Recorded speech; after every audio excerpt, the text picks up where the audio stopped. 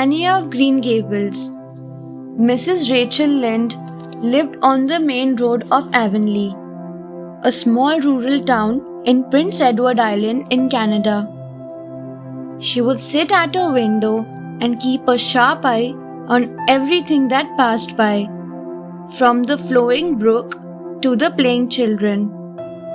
When she noticed anything odd or out of place, she would not rest until she had found the reason behind it.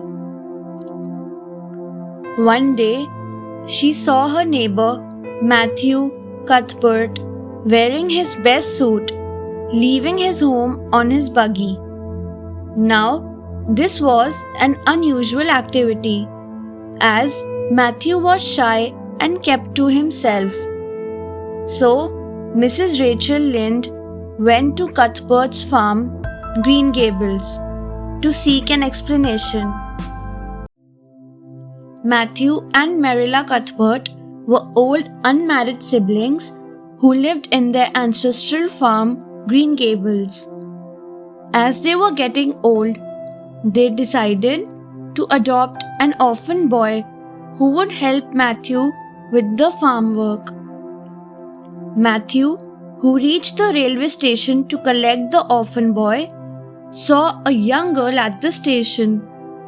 To his horror, he realized that the orphanage had sent an 11-year-old Annie Shirley by mistake. He had no option but to bring her to their farm. On their way back, Matthew was charmed by the simple, talkative, and spirited Annie. Upon reaching home, he requested Marilla to adopt her instead of a boy.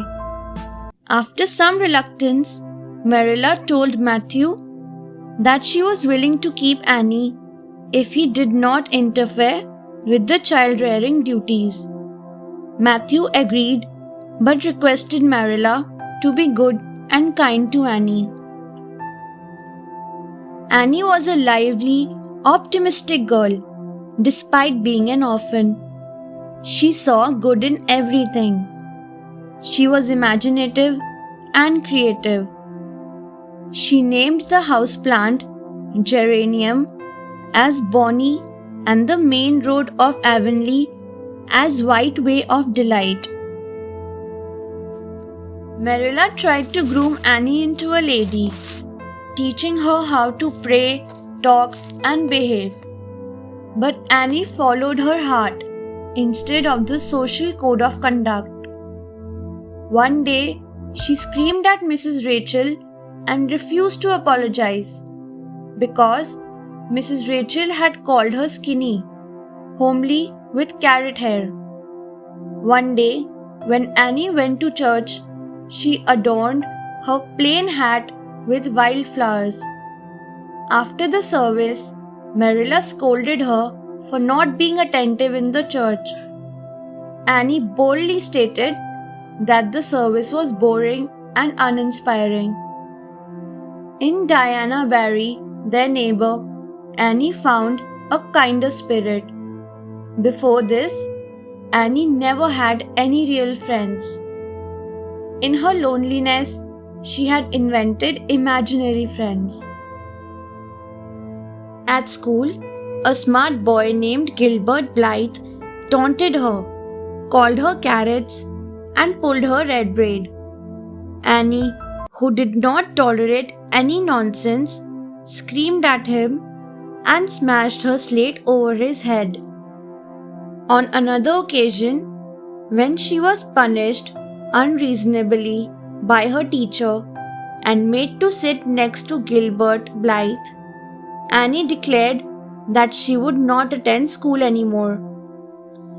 Marilla let her stay at home for some time. One afternoon, Annie invited Diana to tea.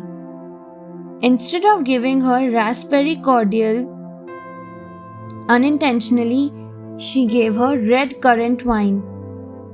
Diana's mother refused to believe it was a mistake, and she forbade Diana to be friends with Annie. Annie was heartbroken. To overcome this, she decided to return to school. A few days later, Diana rushed into their house, crying that her 3-year-old sister was sick with croup. Having cared for sick babies before, Annie knew what to do and saved the little girl. Diana's mother forgave her, and the two girls became friends again. Miss Stacy, a new teacher with novel teaching methods, joined the school. She encouraged Annie to join a special group of students preparing for the entrance exam to Queen's Academy.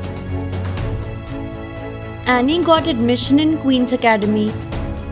On her first day there, she was relaxed, seeing the familiar face of Gilbert in her class.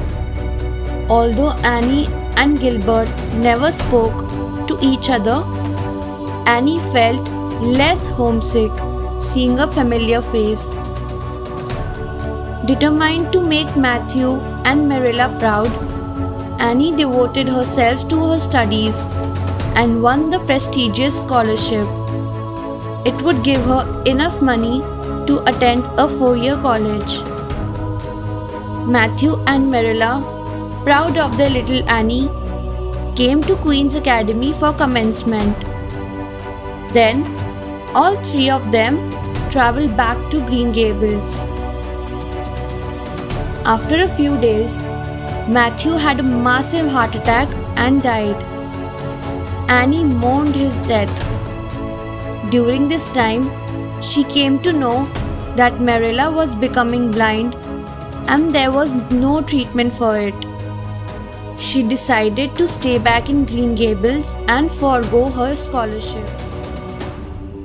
When Gilbert heard about it, he gave up his post as the teacher at Avonlea School so that Annie might teach there and be closer to Marilla. He took up the teaching job in the neighboring village. After years of rivalry, Gilbert and Annie became friends. For optimistic and cheerful Annie, future did not look so bleak. Thanks for watching. Do like, share, subscribe to Sahil Book House.